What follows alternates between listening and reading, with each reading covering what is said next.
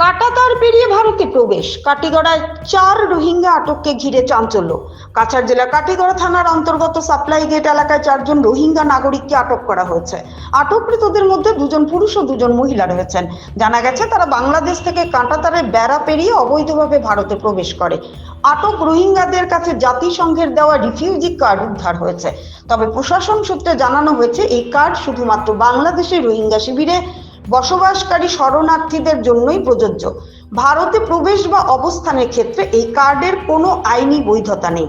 সূত্রের খবর, পরশু মঙ্গলবার রাত জালালপুর সংলগ্ন কোনো এক সীমান্ত পথ দিয়ে তারা ভারতে ঢোকে। এরপর সাপ্লাই গেট এলাকার আশিক হোটেলে স্থানীয় দালালদের অপেক্ষায় ছিল তারা। তাদের গতিবিধি ও আচরণে সন্দেহ হওয়ায় স্থানীয় বাসিন্দারা বিষয়টি সনাতনী সংঘের কর্মকর্তাদের জানায়।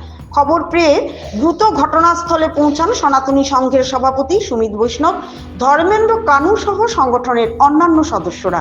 পাশাপাশি খবর দেওয়া হলে ঘটনাস্থলে পৌঁছায় গুমরা পুলিশ। পরে 4 জন রোহিঙ্গা নাগরিককে আটক করে শিলচরে পাঠানো হয়। ঘটনাকে কেন্দ্র করে এলাকায় চরম উত্তেজনা ছড়িয়ে পড়ে। অবৈধ অনুপ্রবেশ ও দালাল চক্রের যোগ সাজশ নিয়ে তদন্ত শুরু করেছে পুলিশ। কোন বর্ডার দিয়ে? জালালপুর বর্ডার। জালালপুর বর্ডার দিয়ে তোমরা আইছো? ফেন্সিং কে ভাঙছে?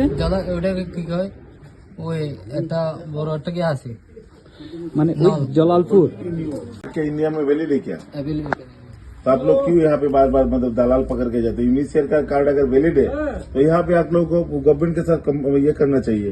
नहीं, वो इधर चलने के लिए दिया था। दिया था, अभी कहाँ जाओगे आप? अभी हम लोग जाएंगे दिल्ली।